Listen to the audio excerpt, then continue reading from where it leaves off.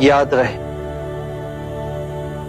मेरा मार्ग संसार से विमुख होने का मार्ग नहीं। मुझे उस प्रारब्ध पर विश्वास नहीं जो मनुष्य के अच्छे और बुरे कर्म से अछूता है।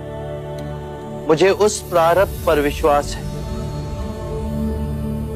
जो मनुष्य तब तक नहीं बना सकता जब तक वो स्वयं कर्म ना करे।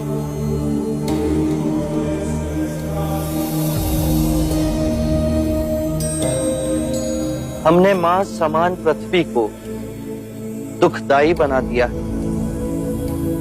संपूर्ण संसार दुख और पीड़ा से तड़प रहा, परंतु ये संसार दुख और पीड़ा का संग्रह नहीं। इस संसार में बुद्ध का निवास हो सकता है, किंतु उसके लिए हमें स्वयं बुद्ध को जगाना होगा। और अब उसका उत्तरदायित्व आप सब पर है।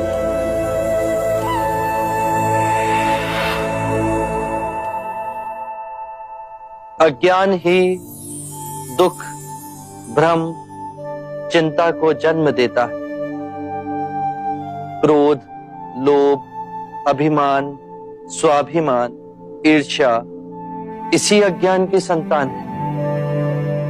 माया का खेल विपरीत का है, दो रूपों का है, परंतु जीवन और मरण दो नहीं, एक ही है। हमें इस भ्रम को दूर करना है। यदि एक बार यह भ्रम दूर हो गया तो हम अपना संपूर्ण जीवन कारावास में नहीं, स्वतंत्रता में जी सकते हैं। शील, समाधि, प्रज्ञा और आर्य अष्टांग मार्ग से इस भ्रम को दूर किया जा सकता है। एक बार पुनः दोहराता हूं, सम्यक ज्ञान, सम्यक विचार, सम्यक वाणी, सम्यक कर्म, सम्यक आजीविका, सम्यक प्रयास, सम्यक चेतना और सम्यक एकाग्रता।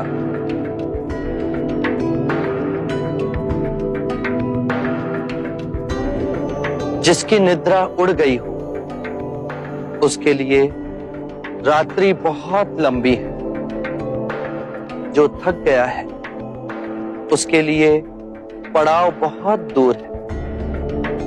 जिसने अंधे हो अपना जीवन जिया और धर्म का मार्ग नहीं समझा, उसके जीवन में अनंत दुख है।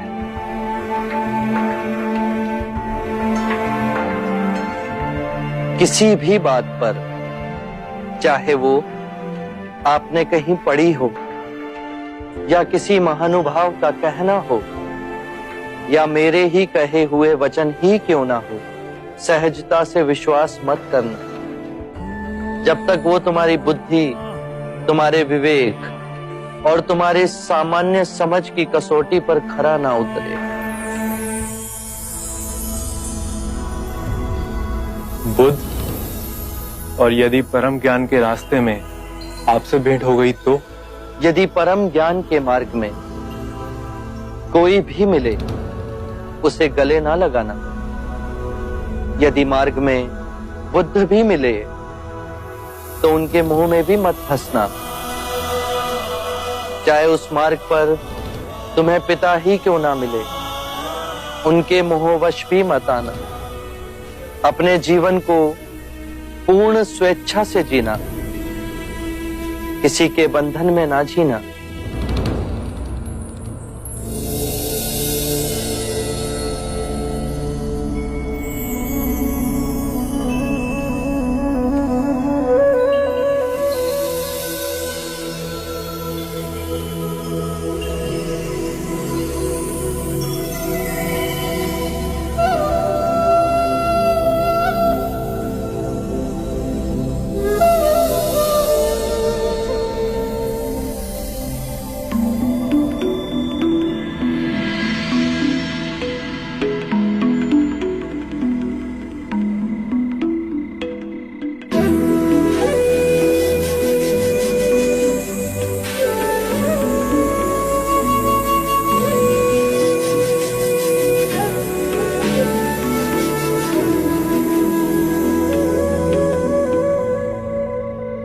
मानव के आध्यात्मिक इतिहास में बुद्धा के समान विशाल, निर्भय और निस्वार्थ गुरु इस सृष्टि पर अब दोबारा नहीं आएंगे।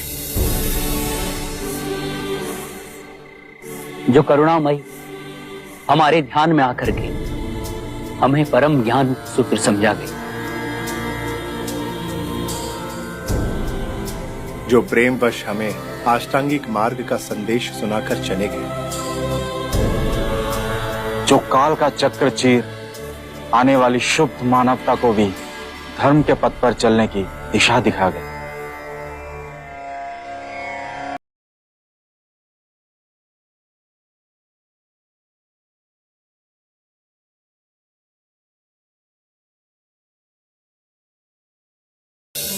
मृत्यु का भय उसे ना होगा जिसने अपना जीवन बुद्धिमानी से जिया हो। ये शरीर तो नश्वर है, पर मेरी वाणी, मेरे सूत्र बन सदैव आप लोगों के पथ को प्रकाशमयी करेंगे।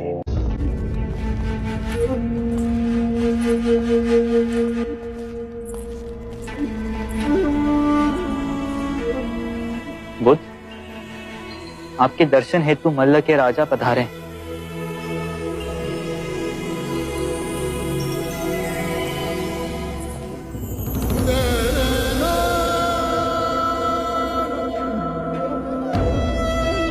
बुद्ध, इस मिट्टी से बने घरों के गांवों को आपकी उपस्थिति ने पावन कर दिया।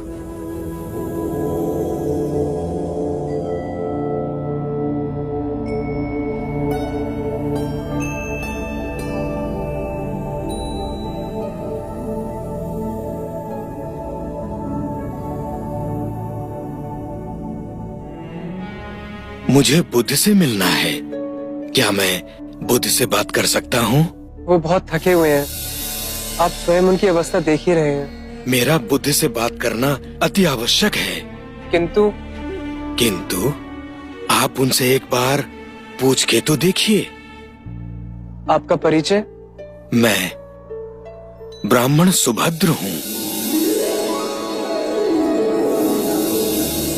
बुद्ध, इतने सारे स्थानों को छोड़ आपने कुशीनारा का चयन क्यों किया? आनंद, एक सूत्र देना है, एक अंतिम भिक्षु को दीक्षा देनी। आनंद, सुभद्र को मेरे पास आने दो, मैं उनसे बात करूंगा।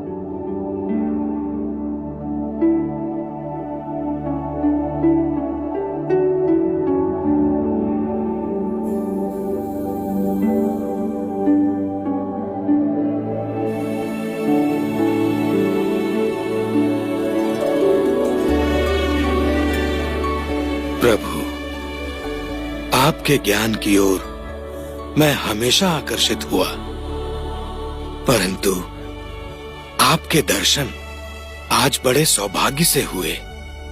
क्या प्रश्न है तुम्हारे सुभद्र? प्रभु, मैंने पूर्ण कश्यप, महाकाली गौशाला, अजित केशाम्बल, संजय वैरती पुत्र, निघंता नाग पुत्ता सरीखे आध्यात्मिक गुरुओं के विषय में सुना है। आपके विचार से इनमें से किसी ने संबोधि प्राप्त कर ली है? इन्हें संबोधि मिली या नहीं, ये जानना अब आवश्यक नहीं सुभद्र। मूल्यवान बात यह है कि मैं तुम्हें सद्धर्म का वो मार्ग दिखा सकता हूं जिससे तुम्हें संबोधि प्राप्त हो सकती है। नश्वर में अविनाश को देखना,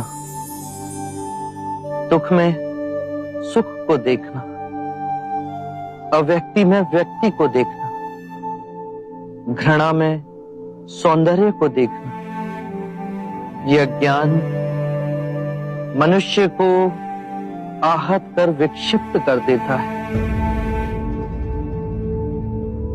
जब हम माया के द्वैत रूप को सही पहचान लेते हैं तो सारे दुख, सारी चिंताएं समाप्त हो जाती हैं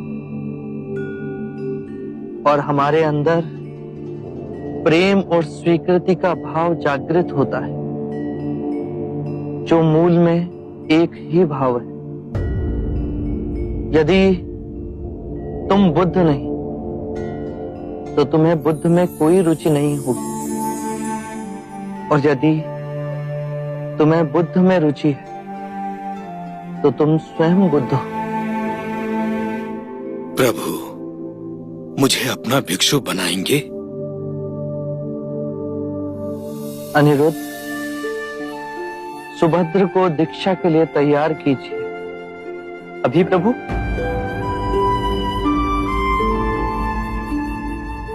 अभी इसी समय सुभद्र को दीक्षा दी जाएगी। ये मेरे अंतिम भिक्षुक होंगे।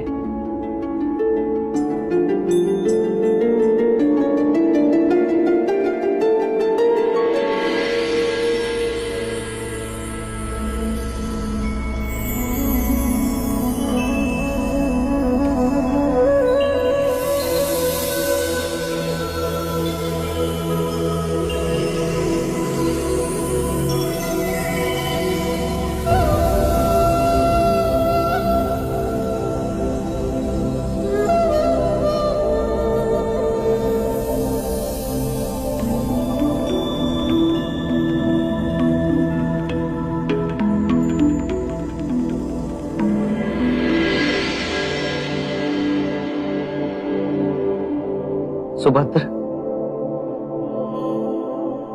जागने की क्षमता बुद्ध है। अपने अंतर बुद्ध को जगाना है। बुद्धम शरणम गच्छामि। जागा हुआ मनुष्य जिस पथ पर चलता है वो धर्म है। धम्मम शरणम गच्छामि। अपने संपूर्ण मन को एकाग्रित करना, उसे केंद्रित करना संघ है। संघम शरणम गच्छामि।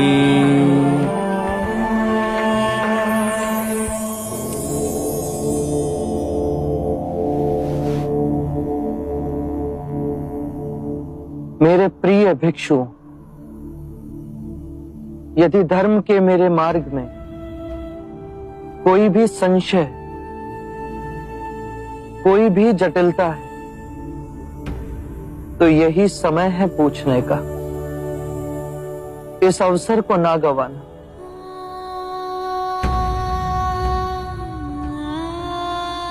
जो भी प्रश्न आप में से किसी के भी मन में तो इसी समय मुझसे पूछ लो। बाद में आपको ऐसा ना लगे कि मैं बुद्ध के समक्ष था परंतु उनसे पूछ ना सका।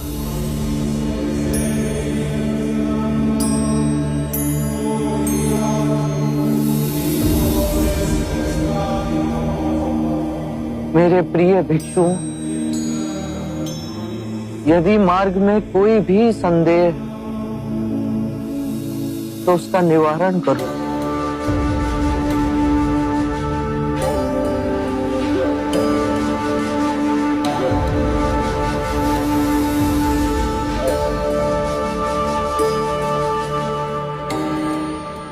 चमत्कार तथागत, 3 बार आपने अपने वचन दोहराए, किसी भिक्षु ने कुछ ना कहा।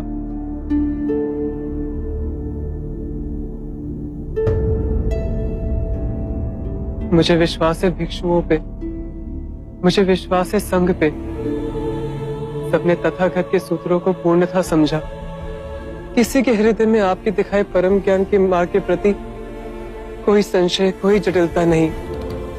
उस पे चल सब निर्वाण को प्राप्त होंगे।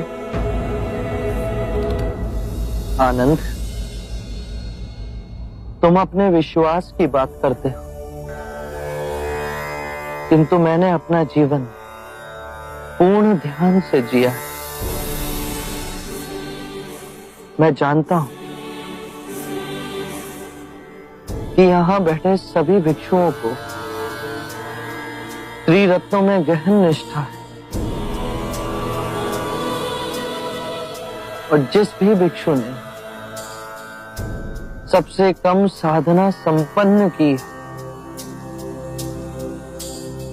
वो भी इस निर्वाण की नदी से जुड़ गए हैं।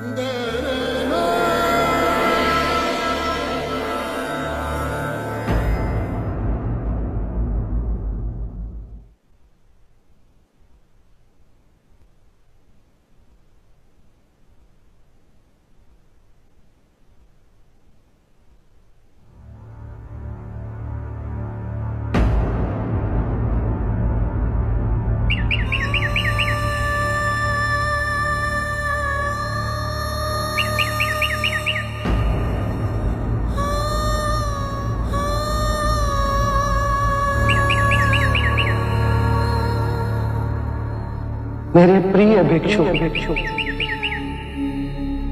ये मेरी अंतिम दीक्षा।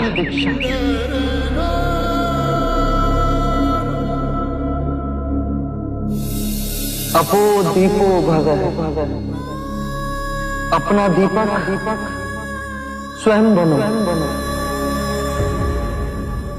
जागो और धर्म के पथ पर चलो।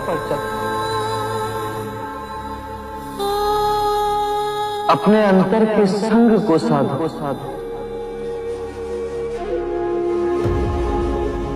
स्वयं अपनी शरण में जाना, किसी और को ना खोजना।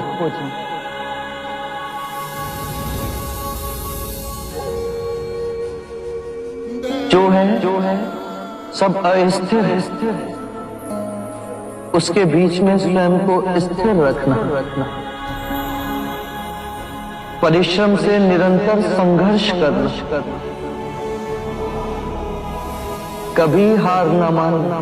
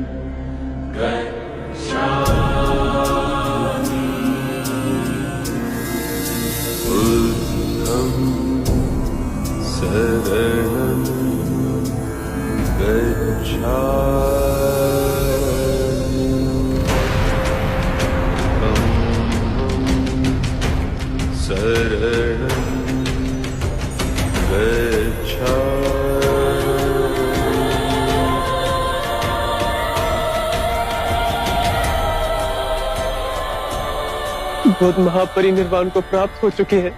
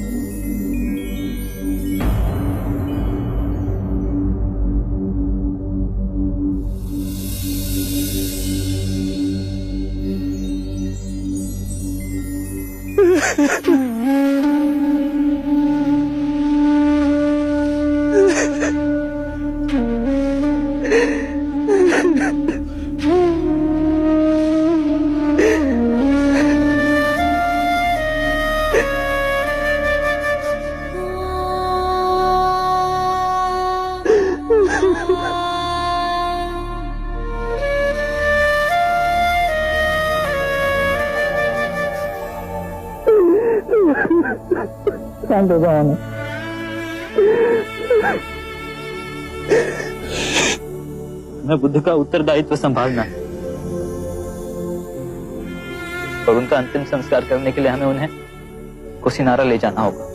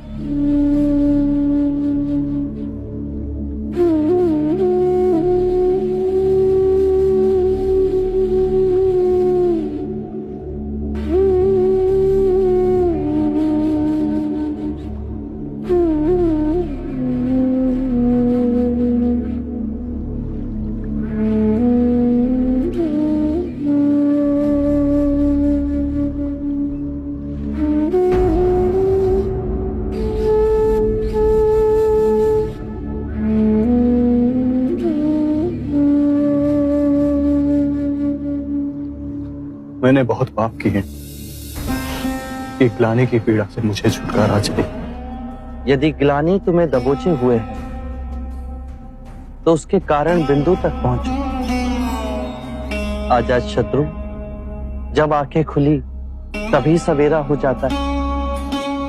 स्वयं को सुरीला बनाओ। जब सुरीले हो जाओगे तो अपने अंदर धर्म का उदय पाओगे और उस धर्म से ब्राह्मण, मंत्रीगण, गृहपति सब कंपित होंगे, सब तरंगित होंगे।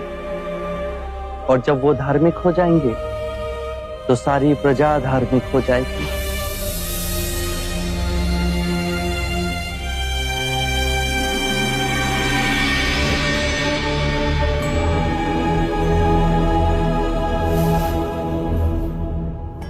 ये तो आसित मुनि के शिष्य नारद है।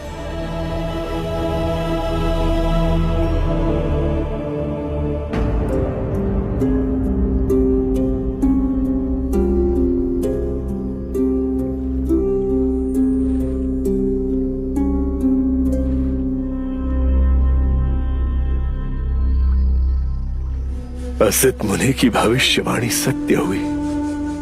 काल के अंधेरों को चीर एक आत्मा बुद्ध बनेगी, सारी मानव जाति का कल्याण होगा। सिद्धार्थ से बुद्ध की यात्रा मैंने अपनी आंखों से देखी है।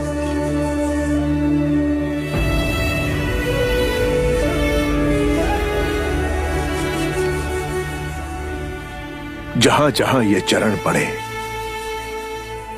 वहां धरती सौभाग्यवती हुई। मानव को उबारने के लिए यह सुंदर करुणामयी पुष्प खिला। इसकी सुगंध आने वाली मानवता को बुद्ध बनने के लिए प्रेरित करेगी। इस शरीर में जो चेतना थी वो अब विलुप्त हो गई, पर इस एक दिए ने लाखों दिए जला दिए।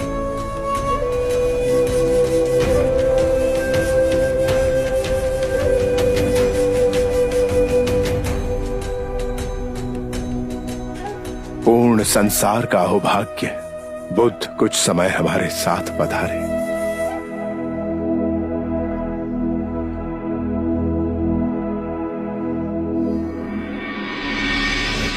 जिसने कभी हाथों में तलवार नहीं उठाई, कभी कोई शस्त्र नहीं फेंका, पर सबसे महान योद्धा, महापराक्रमी, विश्व विजेता हुए।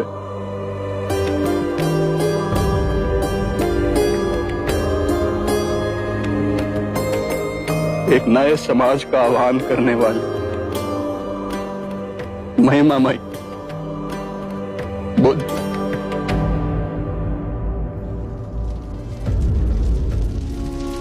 आनंद, बुद्ध को मुखाग्नि देने का समय आ गया है।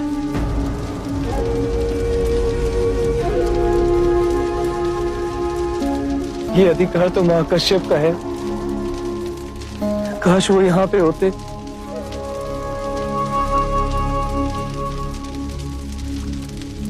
वो देखो महाकश्यप आ गए।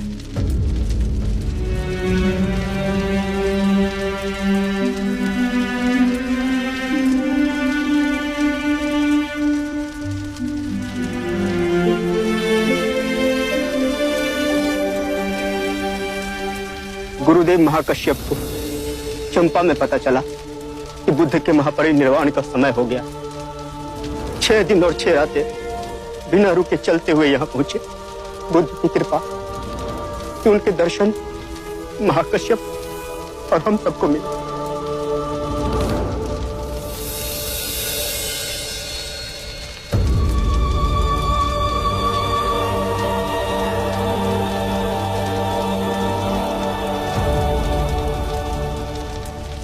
जितनी सुंदर आपकी आभा है, नाम भी उतना ही सुंदर होता है। मेरा नाम सिद्धार्थ गौतम है। ओह, ये जो सारी विधियां हैं, रीतियां हैं, पूजा पाठ हैं, क्या ये सब व्यर्थ हैं?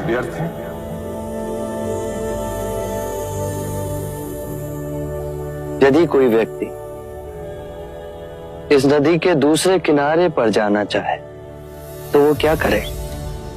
यदि जल गहरा नहीं है तो वो चलकर जा सकता है, और यदि जल गहरा है तो वो नाव की सहायता से जा सकता है या स्वयं तैरकर जा सकता है। यदि वो चलना ना चाहे और ना ही तैरने को तैयार हो और ना ही नाव ले जाने को तैयार हो, और वो कहे कि मैं प्रार्थना करता हूं इस नदी का दूसरा किनारा स्वयं चलकर मेरे पास आ जाए, तब तो ऐसे व्यक्ति को मूर्ख कहेंगे, महामूर्ख। इसी प्रकार यदि व्यक्ति अज्ञान और भ्रांति को अपने विवेक से मिटाएगा नहीं तो परम आनंद और मुक्ति के दूसरे छोर पे कैसे पहुंच पाएगा? चाहे वो पूजा करे या अनुष्ठान या व्रत करे या किसी नीति पर चले, वो इस किनारे ही रहेगा। हमने सारे शास्त्रों को पढ़ा, उन पे व्याख्या की, परंतु जीवन के इतने जटिल सत्य को इतनी सरलता से किसी ने नहीं समझाया। किसी ने नहीं समझाया। आप इस भटकती मानवता को परम ज्ञान का मार्ग दिखाएंगे। आप करुणा के सागर हो। हे बुद्ध, आप हमें अपना अनुयायी स्वीकार करें।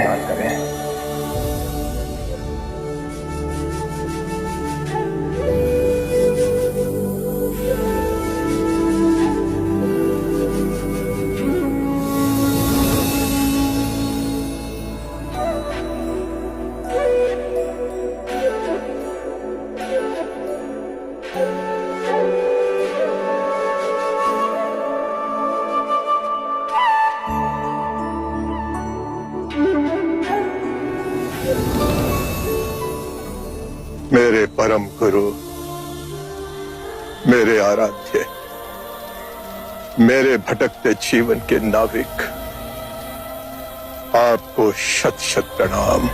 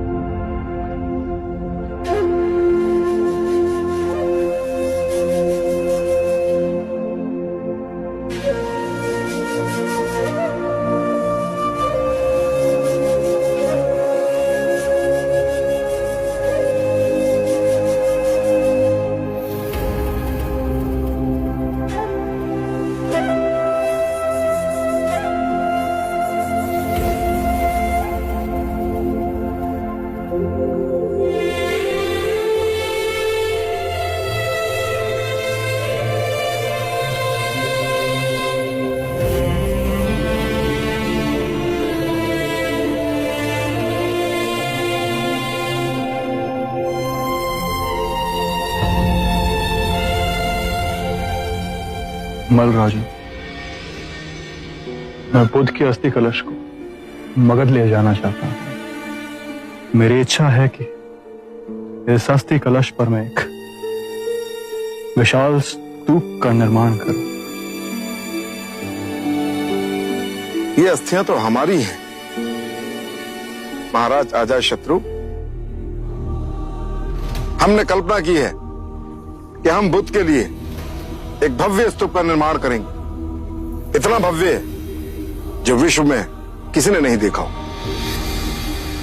आत्मबोधि प्राप्त बुद्ध सर्वप्रथम मगध पधारे थे, किंतु ये भी ना भूले राजन कि बुद्ध ने स्वेच्छा से महापरिनिर्वाण कुशीनारा में किया था। लिच्छवी के राजा होते हुए हमें लगता है इन पर हमारा अधिकार है। बुद्ध को सबसे प्रिय हमारी राजधानी वैशाली थी। चाहे तो इनके किसी भिक्षु से पूछे। वैशाली का जन जन बुद्ध के गर्मानुसार स्तूप का निर्माण करेगा। ये अनुचित है। हाँ, अनुचित है ये। वो भी निर्णय हो न्यायपूर्वक होना चाहिए। बुद्ध हमारे भी थे। बुद्ध का प्रेम और ज्ञान हमारी संपदा है। मैं कहता हूं इन अस्थियों पे सर्वप्रथम अधिकार हमारा है। बुद्ध क्षत्रिय थे और हम भी क्षत्रिय हैं, इसलिए सर्वप्रथम हमारा अधिकार है। ये कौन सी बात हुई? प्रभु क्षत्रिय थे तो हम भी क्षत्रिय हैं। हम सबसे सुयोग्य हैं बुद्ध की अस्थियों पर स्तूप निर्माण करने के लिए। हम भी कपिल वस्तु के शाक्य हैं। बुद्ध बनने से पहले युवराज सिद्धार्थ हम शाक्यों के अधिपति थे। बुद्ध का यह जन्म सिद्ध अधिकार है कि उनकी अस्थियों का स्तूप कपिल वस्तु में ही बने। हम बलिया के राजा हैं, इसलिए ये अधिकार हमारा भी बनता है। और कोलिया वाले, कोयला वाले के हाथ पे हाथ धरे रहेंगे।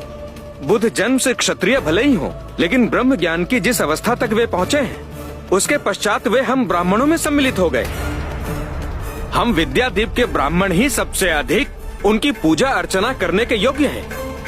तो स्तूप बनाने का अधिकार भी हमें ही मिलना चाहिए। ठहरिए,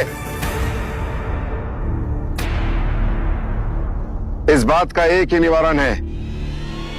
प्रभु ने जहां अपना शरीर त्यागा वो स्थान बुद्ध का हुआ। स्तूप बनेगा तो यहीं बनेगा। हम इस तरह बलपूर्वक आप सबको इनकी अस्थियां ले जाने नहीं देंगे, अन्यथा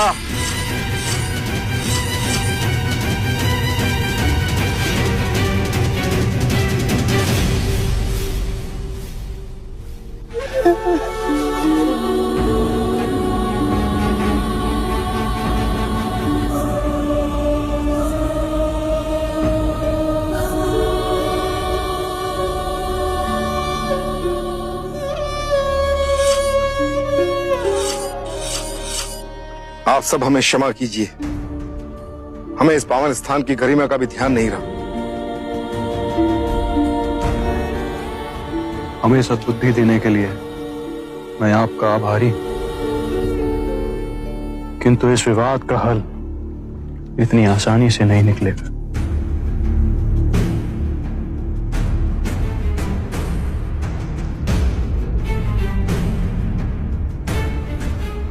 मल्ल राजन, इस विवाद को सुलझाने का एक उपाय है मेरे पास। अगर आप सब लोग सुने तो। आप हैं कौन जो हम आपकी बातें सुने? मैं तो मात्र एक ब्राह्मण हूं राजा। मैं तो बुद्ध का अनुयायी भी नहीं बना, परंतु मेरे अंतःकरण में बुद्ध के प्रति असीम श्रद्धा है, प्रगाढ़ भक्ति है। जैसे दूर अकेले में बहती कोई प्रेम की धारा स्वतः अपने आप सागर से मिल जाती है, वैसे ही बुद्ध के प्रति मेरा प्रेम निश्चय ही उनके निर्मल मन तक पहुंचा होगा। ये हमारे आदरणीय हैं, द्रोण नाम है इनका।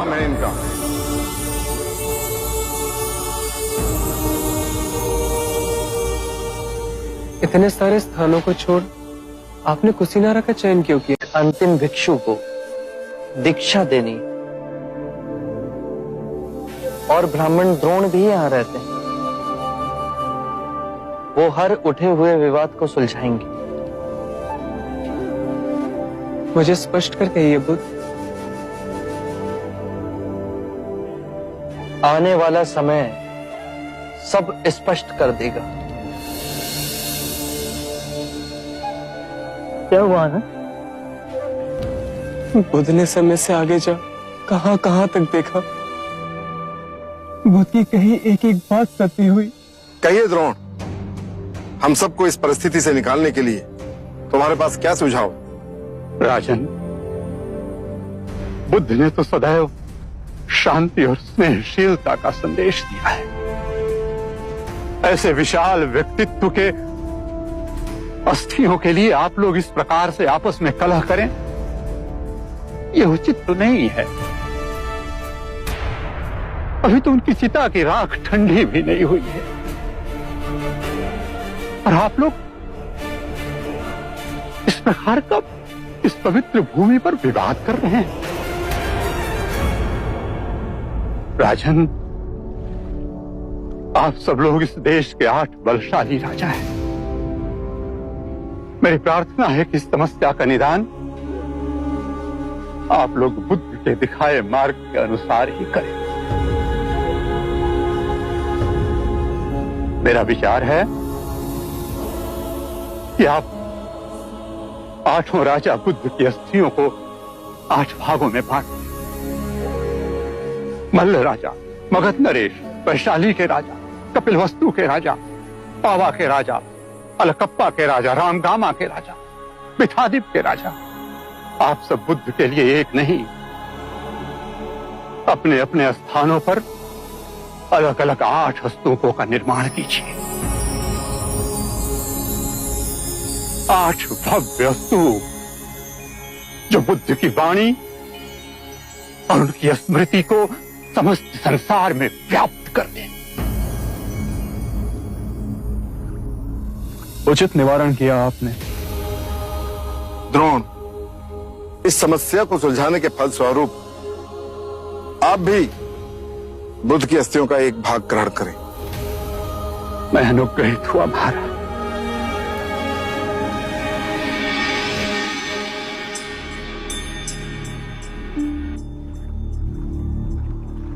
आप आनंद हैं। आपके प्रेम और निष्ठा की चर्चा तो आज कण कण में व्याप्त है। आप द्रोण हैं। आप आएंगे इसकी सूचना पहले ही बुद्ध से मिली थी। मैं ही अज्ञानी समझ ना सका। लाई, यह अस्थि कलश हमें दे दीजिए। हम इसे 9 भागों में बांटें।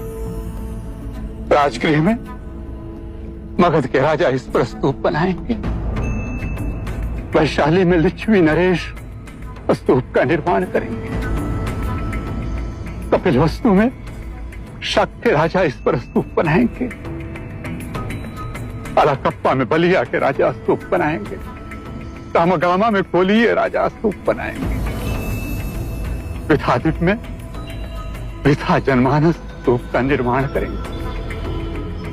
मल्ल राजा कुशीनारा और पावा में स्तूप बनाएंगे।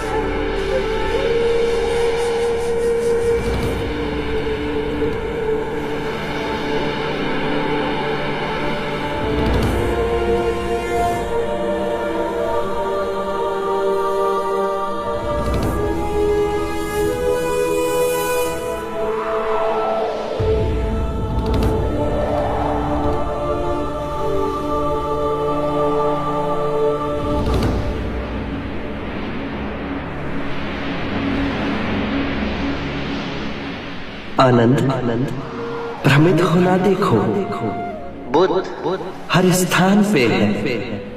इस पत्ते में, नदी के इस बहाव में, इन सूर्य की किरणों में, तुम्हें छूती वायु मेरा आशीर्वाद ही तो है आनंद।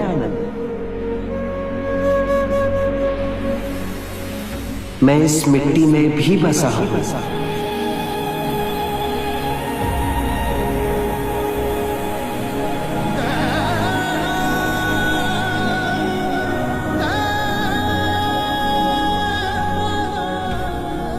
आनंद, मैं तुम में भी हूं।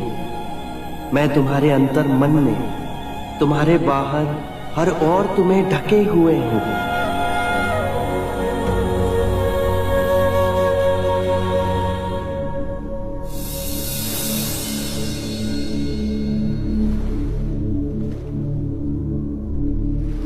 लोग कहते हैं पानी पे चलना या वायु पे चलना चमत्कार है। बुद्ध ने कहा इवाम मी सुतम, सबसे बड़ा चमत्कार ना पानी पे ना ही वायु पे चलना है, अपितु पृथ्वी पे चलना है।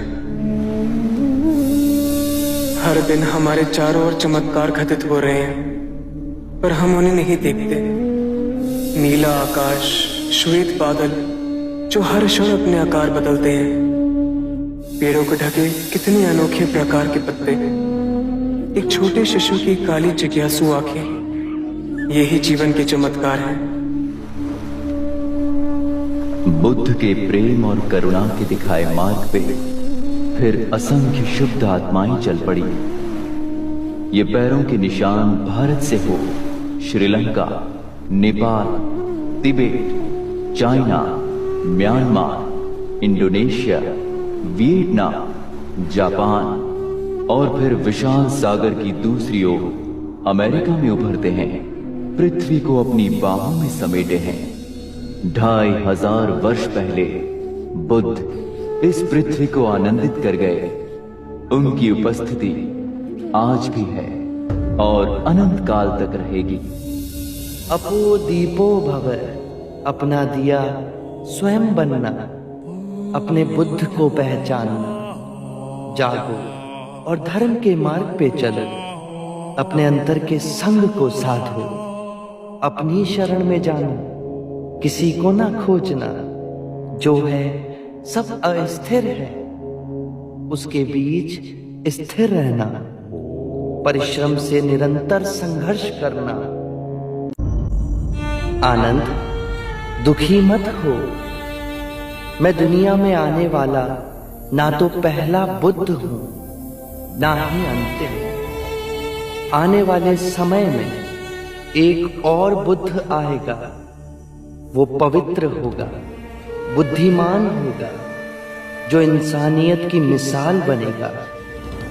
मैंने जो अनंत सत्य की बातें बताई हैं, वो भी बताएगा। वो ऐसे धर्म का प्रचार करेगा जिसका आरंभ भी प्रकाश होगा और अंत भी। वो ऐसा धार्मिक जीवन व्यतीत करेगा जो पूर्ण पवित्र होगा। मेरे शिष्य तो सैकड़ों में हैं, पर उसके शिष्य असंख्य होंगे।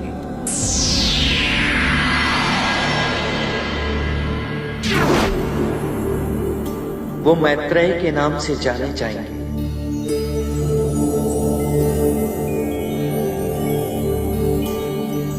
बुद्ध के दिखाए इस मार्ग से आज हम कहीं भटक चुके हैं।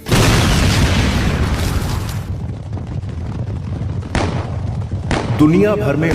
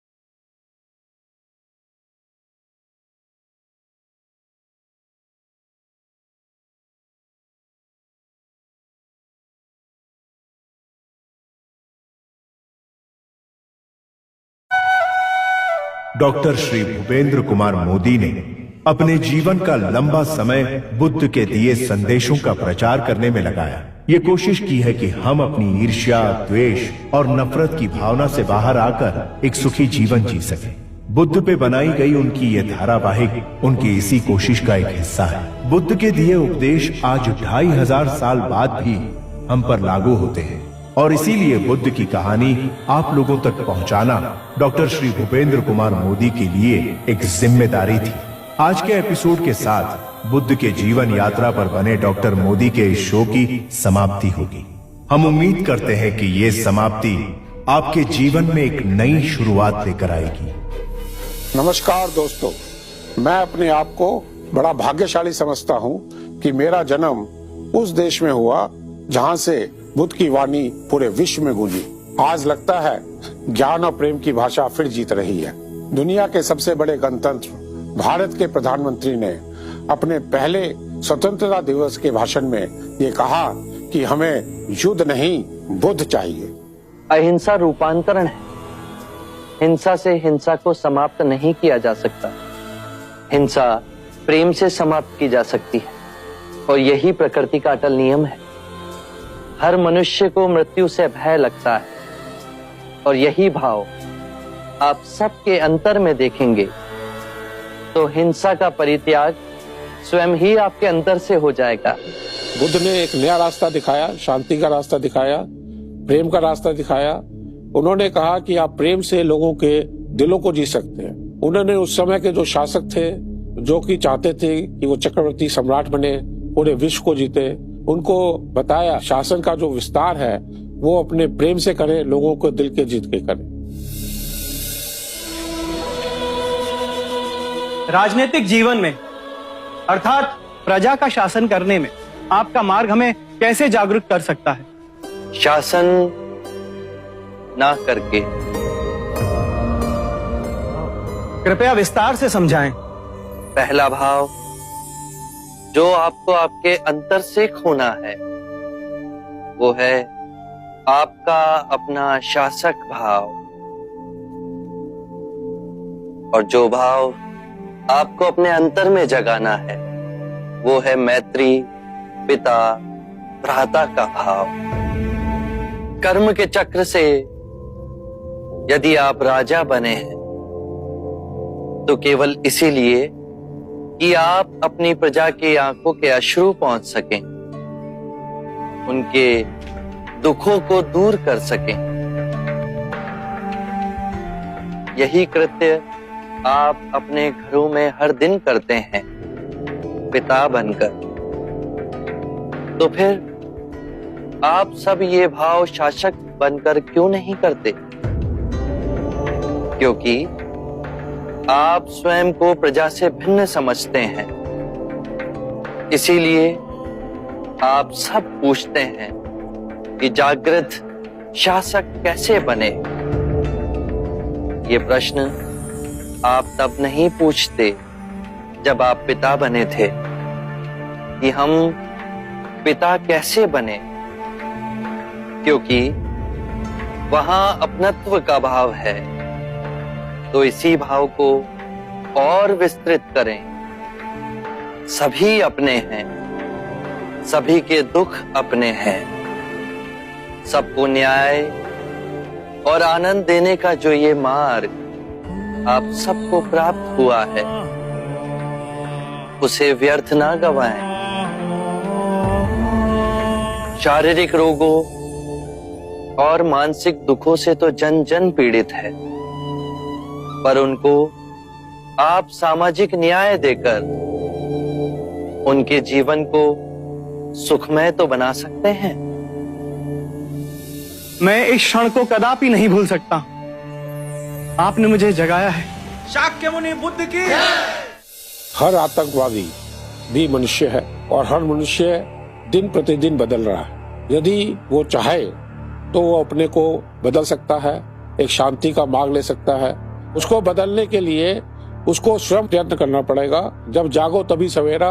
हर मनुष्य अपने जीवन को एक नया रूप किसी भी समय दे सकता है। वो ही एक तरीका है जिससे कि हम हिंसक लोगों को अहिंसक बना सकते हैं। बुद्ध ने बताया है कि अंगुलीमाल जैसा हिंसक भी अपने को बदल सकता है यदि वो चाहे तो। मैं बहुत दूर निकल चुका हूँ। मैंने बहुत हत्याएं की है। अब मेरे लिए रुकना असंभव है। असंभव कुछ नहीं। जब आंखें खुले तभी सवेरा। तुम में इतनी चेतना है कि जो तुमने किया था वो बुरा था। इसका अर्थ है कि तुम में इतनी समझ है कि क्या बुरा है और क्या अच्छा है। अंगुलीमाल जिस दिन से तुमने अच्छा कार्य शुरू किया उस दिन से तुम्हारा नया जीवन शुरू हो जाएगा। बस पहला पग तुम्हें ही उठाना है। ये हो सकता है? अवश्य हो सकता है। तुम में असामान्य बुद्धि है अंगुलीमाल। तुम आत्मज्ञान के पथ पे बहुत आगे जाओगे।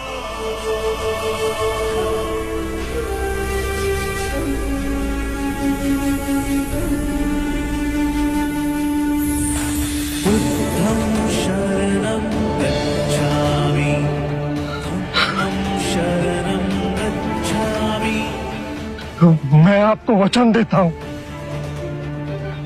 मैं सारे बुराई के रास्ते छोड़ दूंगा,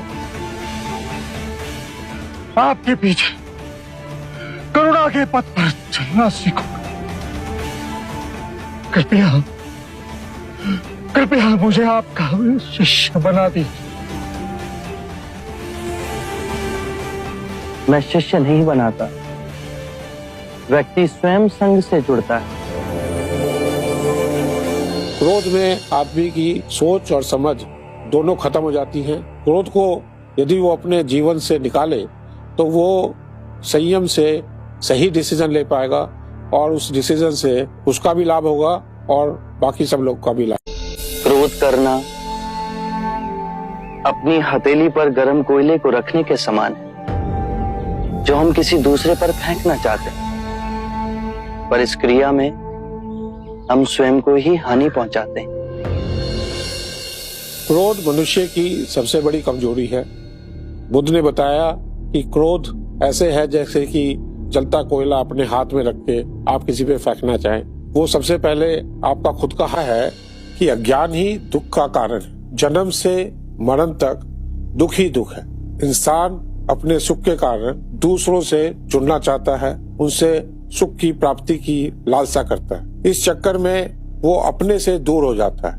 बुद्ध हमें अपने से जुड़ने को कहते हैं। जब हमने अपने से अपने को जोड़ लिया, अपने मन पे विजय पा ली, तो हमने संसार जीत लिया। और जब हमें ये ज्ञान हो जाता है कि हम थोड़े समय के लिए ही इस संसार में आए हैं, तो हम धन की तरफ भागने की जगह अपने आसपास एक सुख और ज्ञान का वातावरण तैयार करते हैं, जिससे कि आपके मन से भय और दुख निकल जाता है और मन शांत रहता है। ज्ञान आपको निर्वाण की तरफ। जब ज्ञान के चक्षु खुलते हैं तो करुणा ही हमारा स्वरूप है। दुनिया में वही इंसान सुखी है जिसका मन शांत है। मन की शांति आपको कभी किसी भ्रम में नहीं डालती। दोस्तों, आज भी हमारे समाज में कई तरह के भेदभाव हैं, चाहे वो रंग भेद, जाति भेद, आर्थिक भेद। गौतम बुद्ध ने इस भेदभाव का विरोध किया है। उन्होंने कहा है कि जब कुदरत हमसे कोई भेदभाव नहीं करती तो हम इंसान क्यों आपस में बंटवारा। समय के साथ लोग एकता और भाईचारा को भूल गए। सारा समाज 4 वर्णों में विभाजित हो गया। मेरे खुद का परिवार ब्राह्मण, क्षत्रिय, वैश्य और शूद्र में उलझ गया, परंतु बुद्ध की शिक्षा और विचारों के कारण मैं एकता के मार्ग पर। बुद्ध ने बताया कि हर औरत सक्षम है किसी भी क्षेत्र में आगे आने के लिए, जैसा ज्ञान प्राप्त करना चाहे करे, और यहाँ तक कि वो यदि चाहे तो उसको भी बुद्धत्व की प्राप्ति हो सकती है। यदि आप खुश रहना चाहते हैं तो ये जरूरी है कि आपके आसपास के लोग खुश रहे।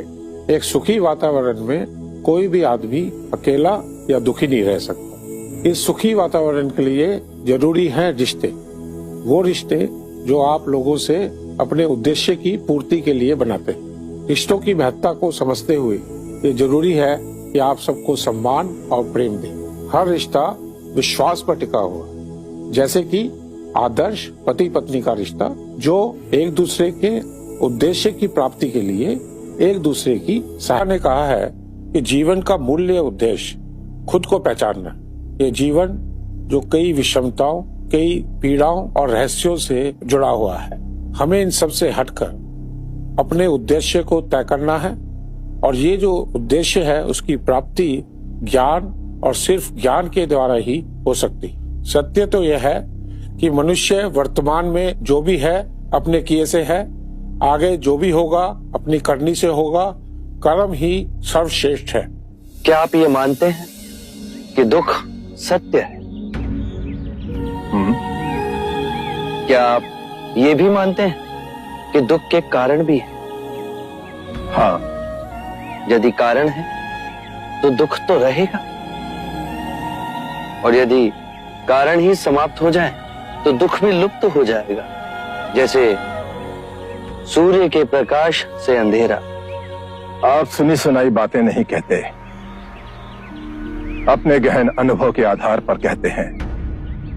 आप धर्म और सिद्धांत की नहीं, देखी हुई बातें कहते हैं। आपने कहा कि मुक्ति का मार्ग है अपने विवेक को जगाना और गूढ़ ध्यान में लिप्त हो जाना, जिससे मनुष्य स्वयं को और इस संसार को भली भांति समझ सकता है।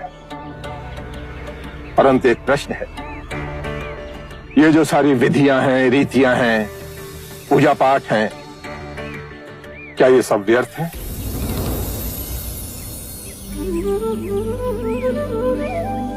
यदि कोई व्यक्ति इस नदी के दूसरे किनारे पर जाना चाहे तो वो क्या करे?